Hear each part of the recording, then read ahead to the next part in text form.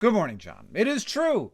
We did launch a line of eco-friendly cleaning products this week with all the profit being donated to the Coral Reef Alliance, and that is exciting. And the fact that you would dedicate a video to that the week before your book that you've been working on for years comes out is lovely and makes me think, boy, am I very lucky. And I want to explain in a deep way why this is such a lucky thing. So every person is a different person, and that's a tricky thing to figure out because without each other, we are nothing, but also we are mysteries to each other. And also, we're a little bit mysteries to ourselves. And that makes every single long-term partnership a little bit miraculous. So yeah, the fact that my partnership with Catherine has worked out well is a little bit weird, but it's not that weird because we chose each other. We spent time talking with each other, and we decided that the things we love about the world and the things that we believe and the things that we want were compatible enough that we were a good team. We made a fairly informed choice. Of course, we didn't have all the information.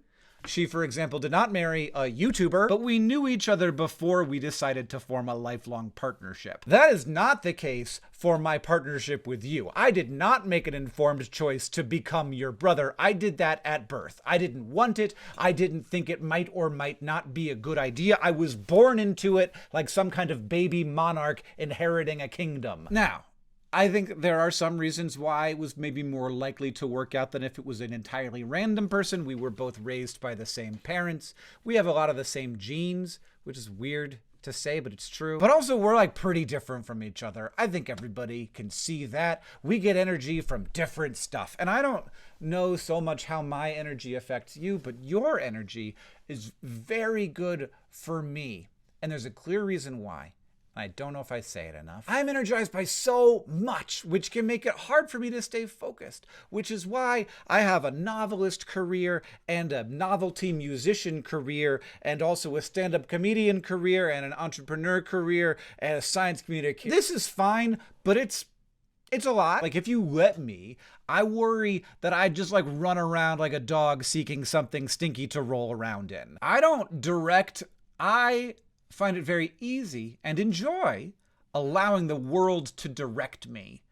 And that means I can be directed in some non-ideal ways, I think, sometimes. I have lots of ideas and lots of energy to attack them. You, on the other hand, are actually thinking about what the best thing to do in a given situation is if you have the tools you have. So instead of asking, what's the simplest, clearest path to something interesting, you ask, what's the most important problem to turn our energy toward? I think I would actually be pretty lost without that. And it also means that for years, you have been focusing on a massive problem that not a lot of other people have been thinking about. Like, you can count the number of YouTubers who've decided to focus a majority of their creative energy on tuberculosis on, I think one finger. But objectively, it makes sense. To my subjective brain that's just trying to find what's the most interesting thing to get myself into, it doesn't make sense. But objectively, it does make sense if you think about it. I just don't think most people do think about it because it's very hard.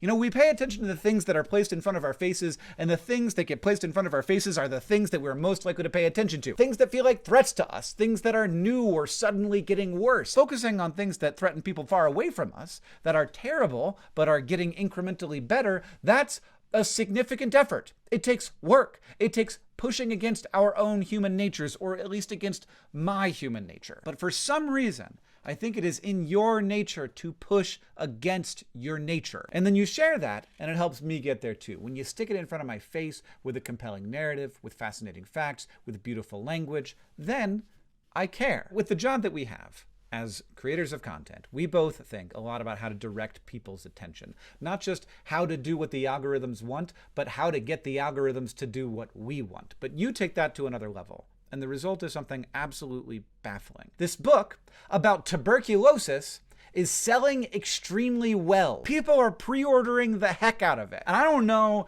if you are in touch with how amazing that is. Like, probably with this video, I'm not reaching anybody new, but if you want to get a copy, you can pre-order it now and it will ship out next week, or you could just go to the store on Tuesday and get it. So this, John, is why I am so lucky. It is a tremendous benefit I get from having John Green as my brother. And the amazing thing is, everyone can have a bit of it. Not as much as me, but some. It's available here at youtube.com/vlogbrothers, and also for pre-order now wherever books are sold. There's a link in the description, and next Tuesday it will be out in the real world. Go get a copy. John, I'll see you on Tuesday.